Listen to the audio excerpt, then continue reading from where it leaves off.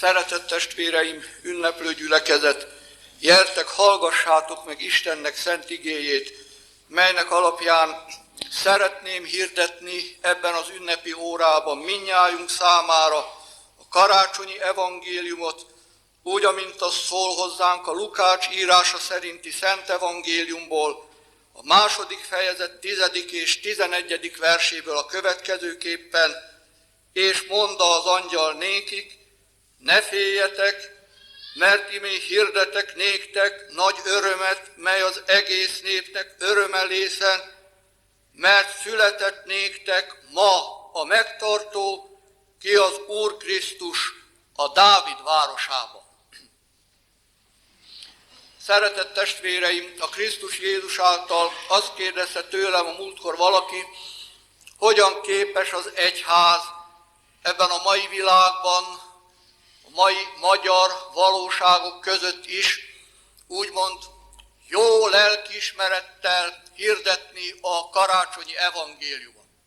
Ha a karácsonyi evangélium le tudná csillapítani a fegyvereket, ha a karácsonyi evangélium meg tudná akadályozni az elszegényedést, a munkanélküliséget, a bűnözés növekedését, ha a karácsonyi evangélium tényleg tudná gyógyítani az AIDS és a rákbetegség áldozatait, akkor igen, akkor lehetne jó lelkiismerettel hirdetni a karácsonyi evangéliumot. Nem csak lehetne, hanem kellene, akkor a háztetőkről kellene hirdetni: ó, jöjjetek, imádjuk, ó, jöjjetek, imádjuk azt, aki ma született, a betlehemi gyermeket, de így, mintha a mártír teológusnak, Bonhoeffernek volna igaza, hangzott az érvelés. Egy szép kis, hangulatos szigetecskét csináltunk magunknak a karácsonyból, ahová visszavonulunk néhány órára, ugyebár a világ dühöngéséből, zajából, keserűségéből, oklából. Hogy lehet ebben a szituációban jó lelkiismerettel hirdetni a karácsonyi evangéliumot? Szeretett testvéreim, ünneplő gyülekezet, azt hiszem fölösleges is mondani, ugye, hogy ez az érvelés, ez a karácsony szemlélet ugyanolyan tévedés, mint amilyen tévedés volt az, amikor nagypénteken a mi Urunk Jézus Krisztust arra szólították fel, hogy szálljon le a keresztről, mert ha leszáll, akkor majd hisznek néki.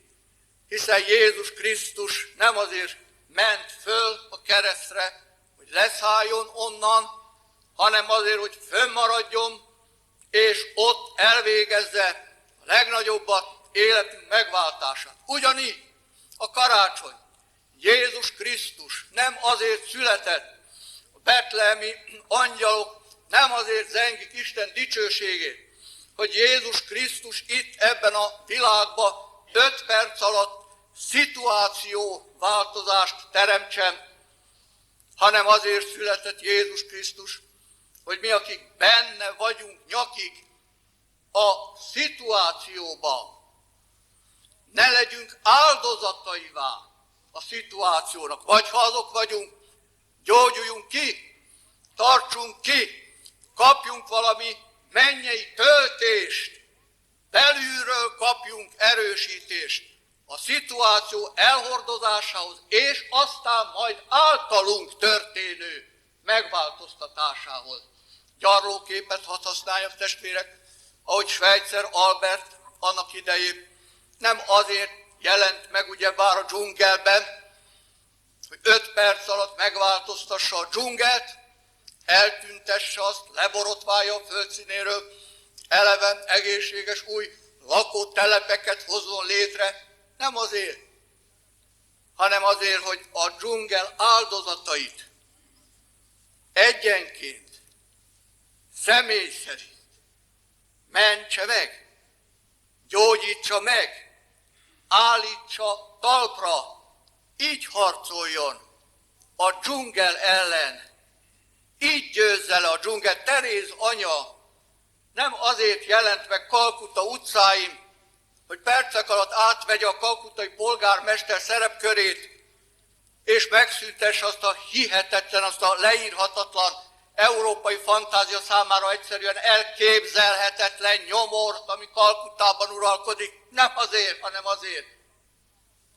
hogy Kalkutta áldozatait, akik ott hevertek az utcán, akikkel a kutya se törődött, egyenként, személyesen fölemelje, házába bevigye, őket megsimogassa, és legalább azt adja meg nekik, hogy emberként halljanak meg, azaz belül a szívükbe történjen valami gyökeres változás, valami Isten élmény, valami fölülről való töltés, a transzcendenssel, az éggel, a mennyel való találkozás, ami az egy ember boldogságának elengedhetetlen feltétele, vagy a filozófusok szokták mondani, conditio sine qua nonja, ami nélkül nincs öröm, nincs békesség.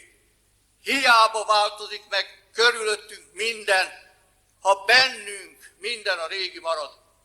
Jézus Krisztus azért született, hogy bennünk, gondolkozásunkban, érzésvilágunkban, akaratunkban valami döntő áttörést hozzon végre, amivel kibírjuk a szituációt, legyőzzük a szituációt, hogy szinte teljesedjék be rajtunk a Zsoltár írónak a szava, átmenvén a síralom földjén, forrássá teszik azt. És figyeljétek, hogy ezt a karácsony szemléletet mennyire igazolja a Biblia elejétől végig. Dávid, akinek a szituációja király szituáció volt, nem de? Mégis miért könyörög élete mélypontján? Tiszta szívet teremts bennem, ó Isten, az erős lelket újítsd meg bennem, mert ha valaki, Dávid, a fényes szituációba jött rá, hogy az ember igazi nyomorúsága, belső nyomorúság, és az, hogy az ember szembe tudjon jönni kísértésre, pokollal, bűnnel, ezzel az élettel, és ne ő maradjon alul, hanem igenis ő maradjon fölül, ahhoz bennem kell valaminek történni. Értitek Pál apostolt? Pál apostolnak az újongását, amikor azt mondja, hogy a mi külső emberünk, ha megromol, a belső mindazáltal napról napra újul. Amikor azért imádkozik az Efézusi levél írója, hogy hatalmasan megerősödjetek Krisztus által a belső emberben. Mert az életben igazán az a döntő, a szituáció fölött az győz, akiben belül történt valami. Azaz mai Isten tiszteletünk szókincsével, terminológiájával élve mondjuk azt, aki kapott karácsonyi töltést. Ezt a töltést szeretném most Isten szent lelke mindnyájunk életében elvégezni. Ezért szól hozzánk a karácsonyi evangélium. Gyertek azért, testvéreim, nem az, hogy hogyan lehet jó lelkiismerettel, csak azt lehet, csak ezt lehet, erre van szükség, nincs más. És ha így van, koncentráljunk egy kicsit karácsonyi evangéliumra. Kik a címzettjei? Mi a lényege? Milyen hálával tartozunk érte? Kik a címzettjei? Milyen fölösleges kérdés mondhatná valaki? Hát mindenki. Hát a nap se kérdezi, hogy kire süssön, kire ragyogjon, akkor följön az égre, egyformán süt jókra és gonoszokra, ugyanígy a karácsonyi evangélium igaz, szeretett testvéreim, de nem tapasztaljuk-e sokszor, hogy vannak helyek, ahova jobban süt a nap, vannak emberek, akikre olykor jobban megmelegít, megvilágít, így vagyunk mi is, hogy azt mondjuk, hogy mindenkinek, de mindenki belül most koncentráljunk a textusra, maradjunk az alapigénél. Mert az alapige azt mondja, hogy a pásztorok, a címzettjei, rögtön hadd fordítsak le modern nyelvezetre, a mi nyelvezetünkre, a pásztor típusú emberekhez szól. Figyeljétek, szeretett testvéreim, egy persze ezeket a pásztorokat külsőleg nézve, hát van-e nagyobb távolság? Vannak-e emberek a történelemben, akiket jobban elválaszt külsőleg, fizikailag, kultúra, civilizáció szempontjából tőlünk, mint ezeket a pásztorokat?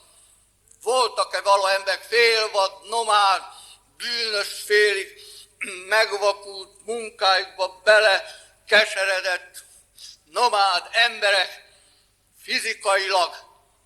Van-e nagyobb távolság? De hadd tegyem fel a kérdést, kedves testvéri körben, hát belső lelkiképpen milyen közel vannak hozzánk ezek a pásztorok. Ezekhez szól, nem véletlenül, mindjárt rámutatok, nem véletlenül a nagy öröm, hogy született néktek ma a megtartó, ki az Úr Krisztus a Dávid városába. Mit jelent ez? Pásztor típusú emberekhez, kikhez szól? Először is kezdjük a részletezést. Menjünk bele az alapige alázatos elemzésébe. Kiknek szól a karácsonyi evangélium? Először is, ugye, az Istentől teljesen elidegenedett. Szabad talán ezt a kifejezést használni püspökünk gyülekezetében, hogy a szekularizált, a totál szekularizált, elvilágiasodott emberhez, a profanitásban élő emberhez, aki Kosztolányi örökszép soraival szólva itthon van a földön, de már nincs otthon az égben, aki egyszerűen nem ér rá foglalkozni a mennyel. Az egészet ugye a mitológia körébe utalta. Menny, angyalok, túlvilág, transzcender, ugyan kérem, hol vagyunk már ettől, régi gyermekszobák meséjétől, van a siker, van a karrier, van a pénz, van az OTP, van a takarékkönyv, van a lakás, van minden, az van. Menj, ne tessék már tréfálni. Nézzétek, milyen zavarban vannak, nagyon is érthető lélektanilag, az, hogy félnek ezek a pásztorok, amikor a menny dicsősége körülveszi őket. Egyszerre csak belép életükbe a transzcendes, a túlnani, amivel nem törődtek, amit leírtak, amire azt mondja, ugyan, mitológia, nem mitológia, realitás. Ha van ilyen, hát ebben számolni kell. Ez nem gyerekmese, ez tény és való. Igen, szeretett testvéreim, éppen csak megkérdezem, per tangentem, érintőleg, nem ilyen zavarban vannak manapság sokan.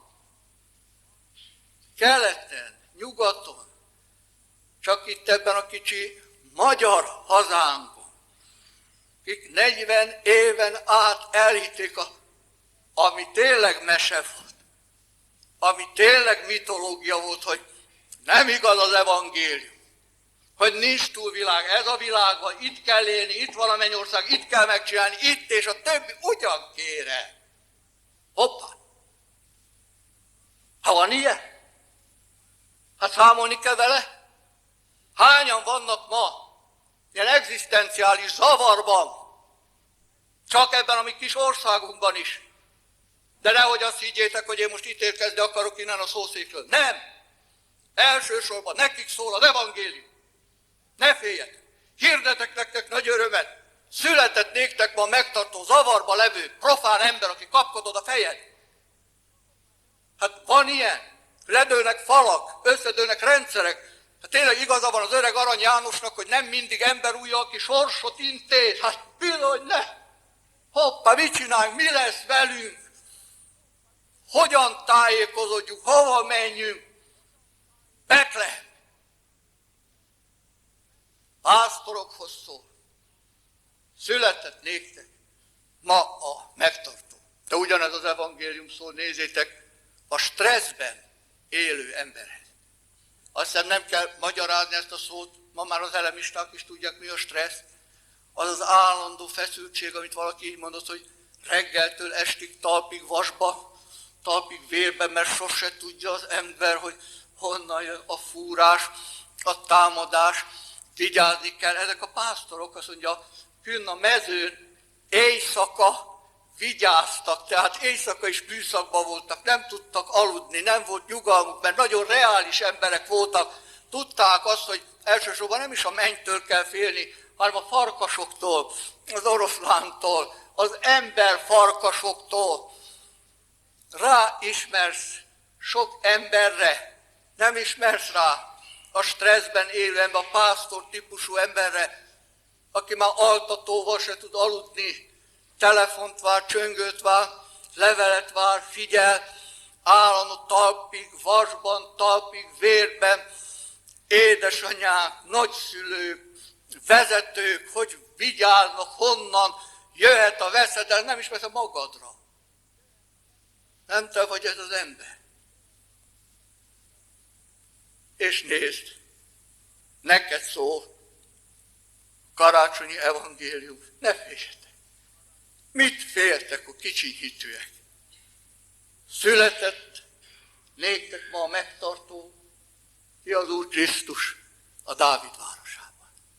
És ugyanez az evangélium szól, hogy még csak egyre mutassak rá, a margón élő embernek. Mert azt olvassuk, ugye, legalábbis itt az én régi Károli fordításomban, hogy vigyáztak künn a mezőn. Megnéztem a különböző fordításokat, Luthert, a Zürcher Bibelt, meg a többit, ott nincs a künn, de hálát adtam Istennek, szeretett testvére, hogy a magyar Bibliában benn van. Nem olyan rossz ez a magyar Biblia fordítás, érezték azt, ami drága atyáink Károly, meg a modern Károly Ceglédi Gáspár, amikor beletették ezt, hogy künn a mezőn. Mert érzékeltetni akarták, hogy milyen különbség van a benn, meg a künn között. Mert mindig volt benn, és mindig volt künn. Szükség volt ezekre a pásztorokra a társadalomban, de künn, nem benn, ahol eldőlnek a dolgok, ahol a nagyok lakmároznak, döntenek, istenként viselkednek, ott benn, nem, künn. És most fordítsuk lelkire, hát hány ember van, aki ezt éli át, hogy itt él, itt benne van a társadalomban, de künn.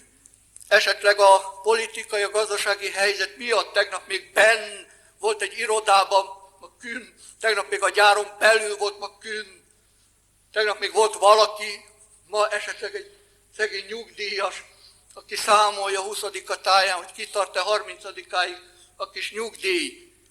Künn, vagy egészségi állapotuk miatt kerültek künnre, kórházban fekszenek ma, szociális otthonban, menekült táborban valahol, Baranyában. Tegnap még lakásuk volt, otthonuk volt, családjuk volt, benne éltek egy meleg közösségben, a künn, a mezőn, ott szükség van rájuk, csinálnak valamit, de nem benn, hanem künn. Nem is szólok azokról, akik önhibájukból kerültek künnre. Se gyerekem, se feleségem, se lakásom, mondta valaki a múltkor a rádióba, mert még a cipőt is elittem a lábamról. Én vagyok a hibás. Hányan vannak börtönökben? Kiszálltunk a feleségemmel reggel a metróból, a legelső volt, amit itt az Arany János utcán láttunk, hogy két ember fejtől láttól, kabátjukkal burkolva, az egymásra néztünk, és mondtuk a feleségemmel a diagnózist, igen, itt meleg van.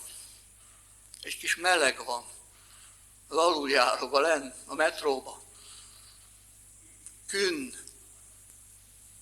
Csak megkérdezem, nagyon jól tudom, hogy vendég ige hirdetőnek mennyire tapintatosnak kell lenni, de nem tehetem, mert az a tény, hogy te ott ülsz, én itt állok az igével, szólok neked, közöttünk egy belső lelki közösséget teremt, és ezért följogosítva érzem magam arra, hogy megkérdezem, nem ez a te bajod?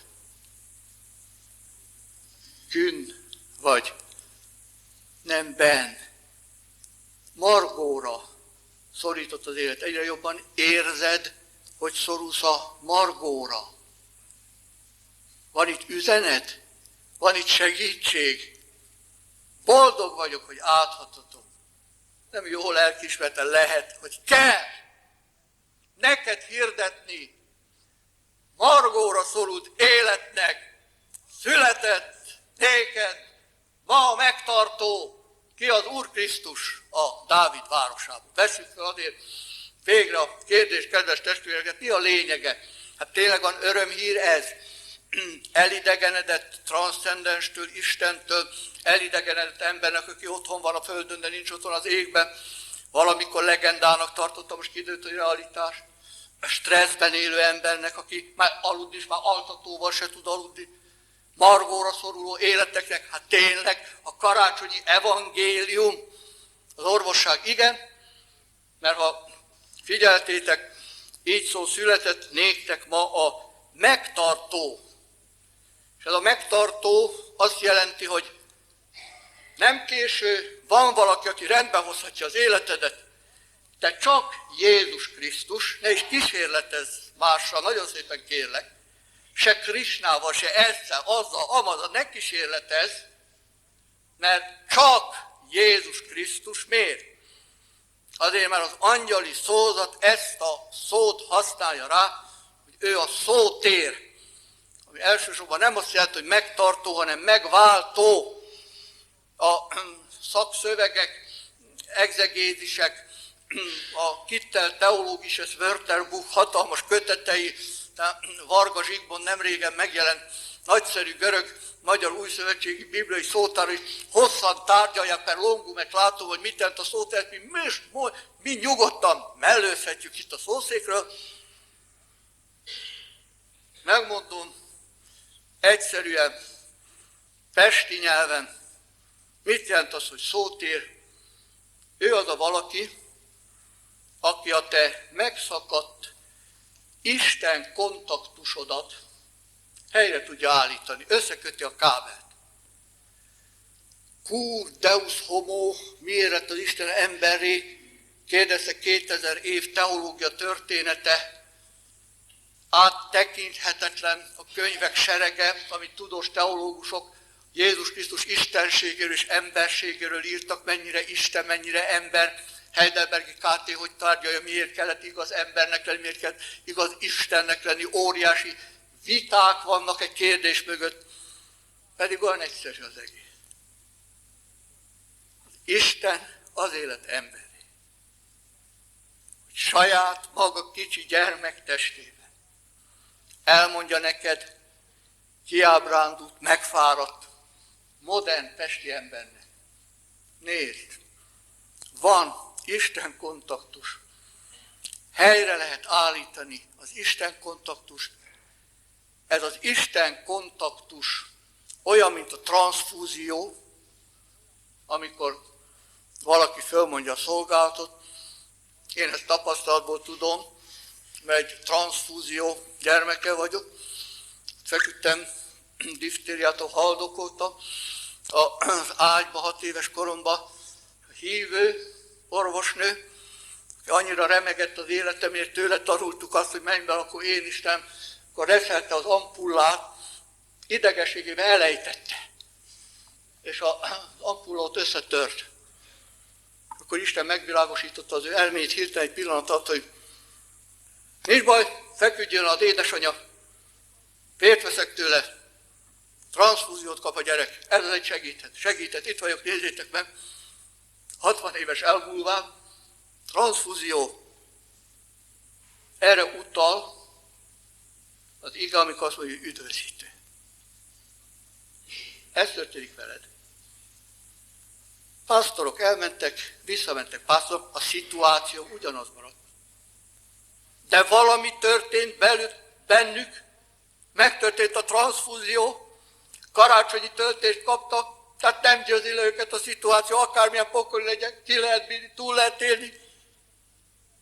Mert az a lényeg, hogy mi van belül, helyreállt-e az Isten kontaktus, itt értjük meg, hogy református eleink és ma is a hívő atyafiak szerte a világon miért beszélnek olyan sokat, hogy arról a kérdés, hogy van-e üdv bizonyosságod? Mert karácsony ezért van. És nézzétek, drága testvérek, kifogynánk az időből. Ha most elkezdeném nektek sorolni a bizonyítékok fellegét, hogy ezt a karácsonyi evangéliumot, hogy Jézus Krisztus üdvözít, hogy a transzfúzió segít, mennyire igazolja először az a csoport, akiről beszéltünk, Istentől elidegenedett emberek, akik filozófiai, művészeti, ideológiai alapon álltak távol az Isten országától, eljutottak életük mélypontjára, betört életükbe a transzcendens, az Úr dicsősége körülvevő őket, és egy pillanatot megváltott, van-e valaki ebben az ünnepi gyülekezetben, aki nem hallotta ezt elvet, hogy Pilder Mária, aki ne tudná a Magyar Református Egyház angyaláról, Pilder Máriáról, hogy először is micsoda kitűnő intellektus volt, kitűnő természettudós, filozófus, matematikus, tanárnő távol Istentől, és amikor elkezdett Istenhez közeledni, micsoda brutális ütést kapott, törékeny kis élete, forrón szeretett vőlegényét, a Dódit vitte el az első világháború vérzivatara. Olvassátok el Pilder Mária életrajzát, az Úr szolgáló leányát, és hogy bírta ki a szituációt, mert politikai szituáción lehet változtatni, testvéreim. Pillanat, összedől a fal, összerecsen egy nagy birodalom, de ha Dódit elvitte, Dódit nem adja vissza. Van olyan szituáció, ami nem lehet változtatni, ott csak egy dolog, hogy lehet kibírni. Épp észre, hálaadással, örömmel, pozitív, kreatíven. Istenről bizonyságot téve, és nézd, hadd álljon ide Pilder Mária, kicsit törékeny, drága kis alakja, feleségemmel együtt, mindig nagy szeretettel emlékszünk rá, mert nekünk tanárnőnk volt, és felejthetetlenek az órái. Hadd álljon ide, és mondja azt, hogy igaz a karácsonyi töltés, és akkor sorolom, van-e valaki, aki nem ismeri Zsindejné életrajzát, el sem mondom. Mezei Máriának az életrajzát, aki ma hajnalban beszélt arról a rádióban, hogy találkozott a szeretettel, amikor halálra ítélték, ki akarták végezni.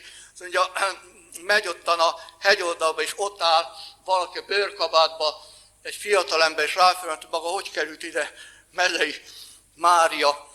És akkor elkezdte mondani ez az egykor üldözött fiatalember, hogy maga volt, aki megmentette, maga volt, aki megmentette, maga volt, aki megmentette. És elmondta Mezei Mária Pasazsi templomból, hogy jöttem a hegyekből, hoztam a szeretetet, találkoztam a karácsonnyal, a másik világgal, Németh Lászlóról. Mi mindent írtak össze, testvérek. Ha valaki nem ismerné csak azt a ragyogó tanulmányt, amit ennek a szószéknek az igehirdetője írt, az olvassátok el a Nyitás a végtelenre című könyvből. De abban sincs benne, meg sok könyvben nincs benne, Németh László életek az alapmegrendülése. Orvos volt, zseni. Fölmérte, hogy ez nem élet. Ezt az életet normális ember nem élheti. Ez a magyar zseni, megvetve margóra szorítva, egy kis balatoni alvéleti szobájába kirakta maga elé a méregpoharat. Precíz orvos összerakta, megkeverte, tudta, hogy egy pillanat is kilépett ebből a pokolból. Szóval nyúl a pohárért, írt az a dörömből és az ajtón. Németh úr, nyissa ki, vevő érkezett. Az történt, hogy a háztulajdonos árulta a házat, jött végre egy vevő, meg akarta nézni a szobákat, a Németh által bérelt szobát is, és Németh László azt mondja, hogy nem lettem hívő, de hoppá, van ilyen. És hogy pozitívet mondjak, biztos ismétek Plancknak, világhírű fizikusnak a nevét, aki a nagy szenvedések embere, feleségét elvesztette, fiát elvitt a világháború, elkezdték vigasztalni a barátai válasza. Tudjátok, én már rájöttem, a síralomvölgye fölött van egy másik világ, ahova mindig lehet menekülni. Hát ezért kibírom. És nem sorolom, testvérem, mondom, hogy kifolyjuk az időből, de eszembe jut hirtelen, amit az új magyar irodalomról állapítottak meg, a magyar irodalom kritikus, hogy milyen sajátos szimptóma, jelenség a mai magyar irodalomunk, megjelent benne a transzcendens a mai magyar irodalomban. Csak egyes Sánta Ferencek, Isten a szekéren. Hátrafordul az öreg szekeres parasztember, és ott egy másik ember szalonnázik, azt mondja, kicsi, az én vagyok a Jóisten, ne viccelje már, de igen, tudja, hogy engem, hogy igen, Sánta Ferenc, hoppá. Elkezdenek beszélgetni, odáig kiderül, hogy nincs szállása Istennek. Parasztember meghívja, és szálló vendégként fogadja Karácsony modern magyar variációja. Te érted a tanulságot? Isten a szekéren. Hát ki hitette veled el, hogy egyedül zörögsz a szekéren? Nem látod át azt a sátáni mahinációt, hogy megy a szekér, te ott tűz rajta, ki a kutya törődik, aki mögötted ül, aki a jászolban fekszik. A testet öltött ige, hát született néktek ma a megtartó. Vegyük észre, szerelmes atyám fiai, és vegyük észre azt a csodálatos gondviselést, azt az evangélium, amit hirdet, és hogy segít ez a karácsonyi evangélium a stresszben élő emberem. Gyökösi Endre meséli egyik szép modern példázatában, hogy megtört őszhajú barázdás arcú férfi kereste fel, mondta, hogy lelkész úr segítsen, mert már nem segítenek az altatók, nem tudok aludni, hónapok óta vergődöm, valami elmondhatatlan stresszbe, félelembe élek, és azt mondja Gyökös, hogy akkor fölugrik az én emberem, és rám förmet, hogy tudja maga, hogy én miről beszélek. Tudja maga egyáltalán, hogy mi az a szorongás, és mi az a félelem. Azt mondja Pandi bácsi, maga ismert szelíd módján, hogy elmeséltem neki a következőt.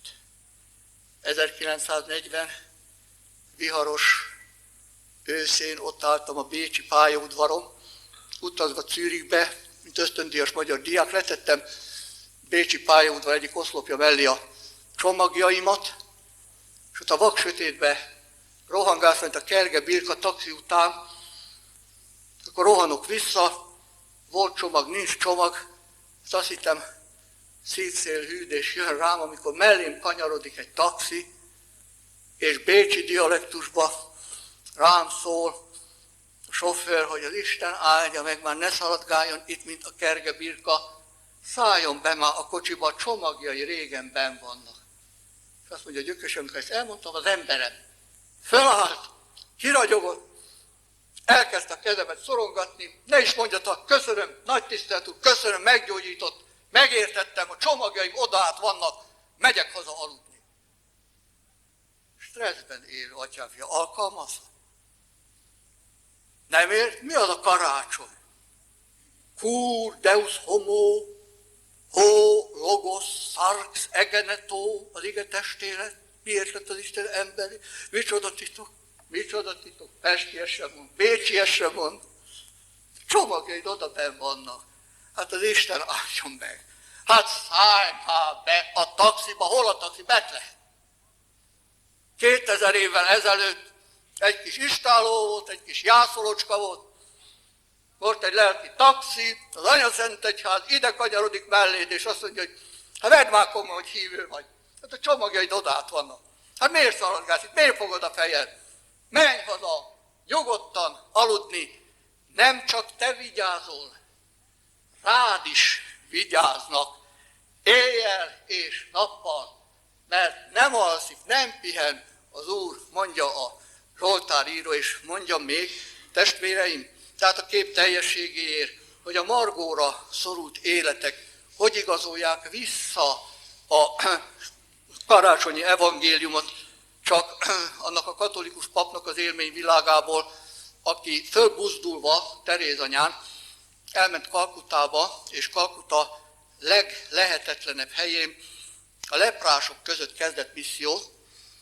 Mondták neki, hogy van ott való fönn a hegyen egy idős vakasszony, a lepra már teljesen kikezdte, nem lát semmit, valamikor katolikus volt, kezei sincsenek, vigyázzon, ne ijedjen meg, csak kis csonkok vannak a keze helyén. Ja, ez az én emberem, mondta magába Lambert nevű atya. Elmegyek, azt mondja, elviszem neki az Úr testét, tehát ugye ott Kalkuttában nem lehet Szent Ostját varázsolni, egy kis lepénykét vitt magával, amit előzőleg megszentelt, és fölkereste a vakasszony, tényleg ott ült, beszélgettek, és akkor egyszer csak pap elhallgat, kérdezte a vakasszony, hogy mit csinálsz? Azt mondja, előkészítem neked a szent áldozást, akarod? Hogyne, köszönöm, mondja a vakasszony. Rátettem a nyelvére a kis megszentett lepényke egy darabját, és abban a pillanatban csodát láttam. Valami leírhatatlan mennyei fény ömlött el a leprától eltorzult arcon. Egy halk sóhaj hagyta el ajkát. Amen. Kis csonkjaival kinyújt felém, és elkezdte simogatni az arcomat. Köszönöm, Atya, köszönöm, hogy elhozta nekem Jézust. És azt mondja a pap, én kaptam meg tőle, amit akartam vinni neki. Mert belül történt valami. Hol vagyunk mi még ettől? Hát mi is tudnánk beszélni, igaz? Ha mi egyszer kinyitnánk a szánkat, és elkezdenénk mondani a mi szituációkat, de testvérek, ne felejtsük el, hol vagyunk még ettől? És akkor keserű vonás, szomorú vonás jellemez minket. Hát nem kell legalább most, itt mindjárt, amikor vesszük a falat, kenyeret és a bort, megterítve áll előttünk a szeretet asztala, egy csöndes áment, egy halleluját, egy hozsannát elmondani neki, hogy elhozta azt, ami legjobban hiányzik, és amit senki nem, és semmi nem pótol, az üdvösséget született néktek ma a megtartó. Be is fejezem azzal, hogy ha ez így van, akkor ugye mi reformátusok vagyunk, a Heidelbergi KT népe, nem fejezhetjük be máshogy, milyen hálával tartozunk neki. Egy szóval felelek, a misszióval. Mert nem olvastuk el, de mindnyájan tudjátok, tudom, hogy a pásztorok története hogy folytatódik. Elmentek sietséggel, megtalálták, visszatértek a szituációba, de közben elhirdették mindenkinek, ami nékik a gyermek felől mondatott vala. A karácsonyi evangélium továbbadásra kötelez. És a karácsonyi evangéliumnak ez a továbbadása még a szituációt is megváltoztathatja. Ahogy annak idején 1500-ban a reformáció evangéliuma a halálra letarolt Magyarországot. Ahogy az 1700-as években a pokol mélye szélére került Angliát, hogy Révész Imre leírja egyik szép egyháztörténeti könyvébe. A metodista Wesley-féle ébredés mentette meg a teljes elzűléstől és széteséstől. Ahogy 48-ban a magyar vidékeken fölhangzó evangélium mentette meg ezt a népet, amikor kijöttünk a nagy ítélet után a pincékből, most is ugyanúgy. Nincs más megoldás magyar népünk számára. Csak hogyha belül, bennünk gyökeret vert a karácsonyi evangélium, legyünk tudatosan, családban, rokonság között, munkahelyen, bárhol, még a parlamentben is, ha valakit oda tett az élet. Ennek az evangéliumnak bátor képviselői, református kegyességet nem kell szégyelni, református kegyesség, életformáló hatalom, egy törékeny református segédlelkész döntötte meg, nagyon jól tudjátok, a modern Európa egyik legszörnyűbb diktatúráját, valahol ott Marosvásárhely környékén, tudjátok, kiről beszélek, de nem embert akarok dicsőíteni, hanem azt, akit az angyalok dicsőítenek most és 2000 év óta, és fognak mindörökké a Jelenések könyve szerint. Dicsőség a magasságos mennyekben az Istennek, aki testé lett, idatta magát, értük, hogy belekapaszkodhassunk, hogy ne a szituáció győzön le minket, hanem általa mi győzünk a szituáció fölött. Azért nem, hogy jó lelkiismerettel lehet-e hirdetni, lehet Isten nyomására, Isten parancsára, Isten buzdítására. Hadd hívogassalak hát. Szeretett testvéreim, most itt titeket ünneplő szabadságtéri reformátusok, gyertek hát, mi is örvendjünk, a pásztorokkal bémenjünk, lássuk, mit adott az Isten hozzánk való szerelmében. Ámen. Testvéreim, gyertek, feleljünk Isten szavára a 327. ének 4. versével. Úr Jézus, ki ez napon érettünk születtél.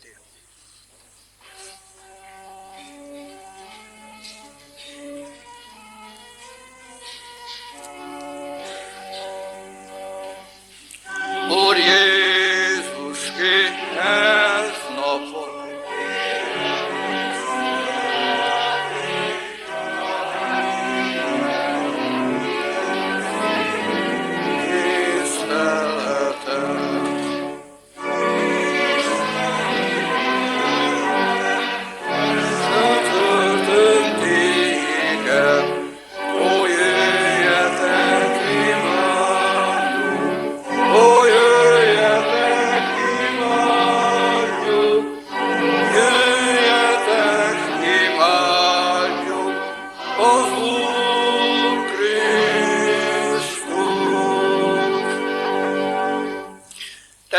helyünket elfoglalva, gyertek imádsággal, feleljünk Urunk szavára, utána tartsunk egy csendes percet, és majd mondjuk el közösen a mi Urunk Jézus Krisztus imádságát. Atya, Fiú, Szentlélek, teljes szent háromság, egyörök Isten, nem is találunk szavakat, amivel meg tudnánk neked igazán köszönni. Kibeszélhetetlen, minden emberi értelmet felülhaladó kegyelmedet, hogy szegénnyé lettél érettünk, elhagytad gazdagságodat, dicsőségedet, kisgyermek testébe öltöztél azért, hogy elhozd nekünk az üdvösséget. Áldunk és magasztalunk téged most is, ebben a pillanatban, hogy nincs olyan tőled elidegenedett ember, nincs olyan halálos félelmek szorításában vergődő szív, és nincs olyan margóra szorult élet, akin te segíteni ne tudnál, akit félelemből nagy örömbe át ne tudnál vinni, akit ne tudnál bizonyossá tenni az üdvössége felől. Köszönjük te neked, hogy azért születtél, hogy egyszer majd fölvitt szent testedben a fára a mi bűneinket. És köszönjük te neked, hogy most is itt a megterített asztal erre emlékeztet, és mi belekapaszkodhatunk ebbe a kegyelembe, és örvendezve vallhatjuk, nincsen senkiben másban üdvösség, és hogy Jézus Krisztus tegnap és ma és örökké ugyanaz. Hadd könyörögjünk te hozzád, örökké állandó Urunk, akiben nincs változás vagy változásnak árnyéka.